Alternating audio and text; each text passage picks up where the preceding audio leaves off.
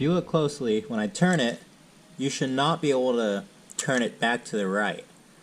What's happening is when it spins and advances, it's not returning fully. So there's some play in the bushing in the distributor. It's time to replace the distributor. Now you could rebuild the bushings in the distributor. I already went through the springs and lubed everything up, and you know, it is the bushings. It's going to require some effort. It's doable for sure, but another distributor doesn't really cost all that much, and with all the aftermarket options, these aren't really scarce anymore. So just going to do this solution and roll with it. Now I already have the two mounting bolts off, so this will lift off and pull out just like that. So now we just got to tap the housing part, the tail part of it, off to swap onto the new distributor. In the last video, we took the Spitfire to a car show, and on the drive home, it started acting up again. The timing was crazy, and it struggled to run under high load when warm. Discovered that this distributor that's in it doesn't appear to be the original one, but this distributor, the shaft on it has some play into it, meaning the timing can be erratic, and the advance or the retard can be more than you're expecting, and at the RPM you're not expecting it to be. So throwing in an AccuSpark distributor and the coil, might as well, they were the same price, so yeah. I have now disconnected the wires from the cap, and we're gonna undo the connectors on the coil here. I was reading that you gotta get to the coils from inside the dash, so yeah, or the bolts for the coil inside the dash, so this might be fun. So the way that this coil is wired up, let's see, there's two wires onto the negative side, and then the distributor negative over it, and then same thing with the positive side. So here's the new AccuSpark coil that I picked up. I managed to get this out without taking the bracket off. Just wiggled it like that and it came out. Don't know if I'll be able to put that one on without doing that. If you can see the head of the bolt, it looks like a Phillips head, or maybe it would accept a flat head, but I don't have an appropriate tool for that right now. So for now, wiggling it out. Maybe I can wiggle the new one in. Kind of like the gold, but it would stand out. Okay, so I slid the new AccuSpark coil on. I put the logo face down just to keep it kind of not so obvious. Now my problem now is the wires here. Looks like this wants to be crimped onto something, and this is a butt crimp. What I'm going to do is cut these ends off, taking the old distributor here, and I'm going to make this harness work. So I depinned this one, this positive. I'm going to cut the wire, splice into it, that way I have this crimp end at the bottom. Alright, update where I am. I got the wires crimped together. I have this heat shrink over it, haven't shrunk it yet. Want to verify that it works. We are in the connector, and give it a nice tug. It's not going anywhere. Took off the little terminals on here, so now since the wire is already converted to have these ring terminals, just did it like this so it stayed that same, and I didn't have to mess with these wires. So that's all good. We are ready to find the timing on this. Now, the location of this vacuum advance is different than the old distributor, and the location of this sensor here, this might be like a Hall effect sensor, but whatever this is, normally they're like over here, so kinda concerned about that. Want to make sure we are in time, but only one way to find out. I have the distributor very loose, so I can wiggle it by hand. Unplug the wire for the fuel pump, so we should be able to crank it over and get a timing light on this and see what it's at. Alright, here's where we're at. So I used a zip tie to figure out where top dead center is for cylinder number 1 and lined it up with the marks on the harmonic balancer. So right now it says it's 0, 0, so it's right at top dead center, cylinder 1. Now remember the marks on the balancer and the crankshaft pulley, they may or may not be correct. So take that with a grain of salt, but in this case it appears correct. If anything, maybe like a degree or 2 off, but that's close enough to get us lined up. But yeah, that's top dead center for cylinder number 1.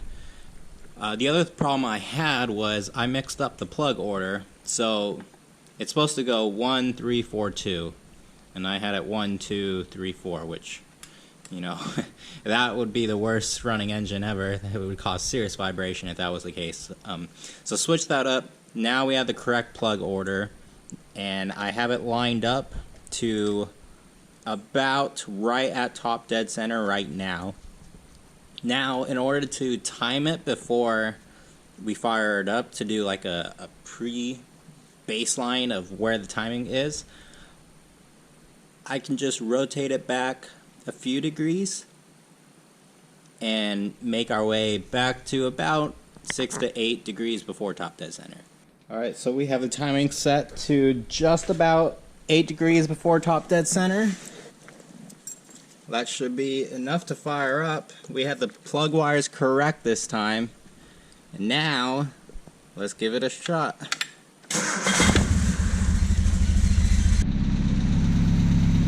Alright, I've got it running. As you see, it's idling about 1,000 RPM. And you won't be able to tell, but we do have the timing set to 8 degrees before top dead center. And locked it in, keeping it there. That's going to be our baseline right now to figure out what we need to do. Now I did open up the carburetor throttle a bit to get it to here, but yeah, now we got the distributor going, we got the timing set. Now we go back to adjusting the carburetor. Just hearing it run, it sounds different than the old distributor. And that tells me the old distributor was slightly off and there was some variation between the cylinders firing. I don't know. I'm hopeful. So as I said, last time I drove this car, it started breaking up and it was dying under high load. So whenever I was in 4th gear or 3rd gear going up a hill, it's breaking up, it's backfiring, popping. Checked the timing when I pulled over, and the timing had moved from what I initially set it at. And you saw the clip of the rotor spinning when it wasn't fully returning to its rest position. There's a problem there. Now that's why I went with the AccuSpark. I guess I could have rebuilt the original distributor, but from a lack of experience standpoint, I'd rather just buy something that's already assembled and good to go, just plug and play, essentially. So I went with the AccuSpark, and that brand specifically because it was basically the cheapest option that's not just a straight no-name Chinese brand, which I believe was the distributor that was in here. It was a no-name. There was no markings on it or anything. And then I got the coil with AccuSpark because it was the same price for just the distributor by itself or the distributor and the coil, so might as well. And hey, the symptoms I experienced, they sound like a bad coil. But with the timing being off, that's why I also wanted a new distributor. And, you know, at this point, we have essentially a new ignition system. We have new plugs in there. They're a little dirty now from being driven while it was breaking up and all that, but essentially they're still good. They're not fouled or anything. We had the old plug wires on it. Now, this wire that was on the coil had some corrosion, so I just scraped that off, and you know, that's what it is. What it is. But at this point, I think our timing solutions are solved. We're not going to have timing wander or timing scatter anymore. I think we are good. Now, I will show you something I did that not really a fan of, but I don't know any other way. Down here, I had to do this bolt with this long this long bolt to thread in there. It's not really threaded, so I really need to get a longer bolt to get some more threads in there. But the mount that came with this AccuSpark distributor was set up for a different style mounting hole. So instead of this kind where it bolts into the back of the distributor, or I guess this will go into the housing, the back of the housing of the distributor. Yeah, so without this tab, they just had a tab that went, parallel with this, and that's what led me to just shove a bolt in there in order to prevent it from spinning anymore. So as of now, the timing's good. It's not going to go anywhere. We're good. Now, I do have a few other things I want to do, at least look into, before I drive this and see if I've fixed everything. One, I want to replace the fuel filter. The fuel filter is a little orangey. I think it's still good, but I have a spare one, so I might as well just throw it on there. The other thing is on the carburetor side. Over here on the carburetor side, I want to take care of possible vapor lock issues. Maybe that's what I'm experiencing, and maybe that could be attributing to what I'm experiencing. So we have the fuel feed line here coming out of the pressure regulator, and it wraps around, and then it comes in here, and this is the return this way. So return, not so necessary about vapor lock. I mean, we want to make sure the feed into the carburetor is fine. Now, the line here is touching the intake manifold, and on these engines, the intake manifold is next to / above the exhaust manifold. So intake manifold definitely gets hot on these cars. Now, with it touching the intake manifold, that's not helping anything. Idea is maybe I can buy like a wrap or something to put over this, like a sleeve wrap, and maybe that will help prevent the inside, so this line here getting hot. Maybe that's an idea. Any other suggestions I'm open for? Now, I've seen people do like fabricate a metal shield. It's basically separating the intake from the exhaust manifold.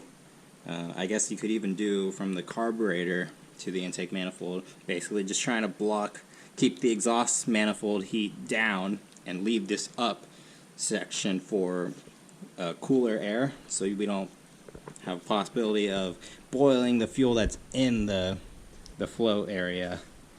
But yeah, my idea, protect this hose, maybe shield it, and maybe that will help us. Because I could see that being an issue. I definitely think the timing is more of the actual issue here, but those are other things that I just want to take care of now while I have the Spitfire under the knife right now. Alright, that's going to be it for the AccuSpark ignition install. One more thing I'm going to mention is to verify what type of ignition system you have. If you have a ballast resistor, then you need a 1.5 ohm coil. And if you don't have a ballast resistor, you need a 3 ohm. So there's ways to figure that out, but definitely you want to make sure you have the correct coil for your ignition system. Otherwise, you're going to burn your coil up, or your points if you have points. But yeah, thank you for watching. I'll see you in the next one.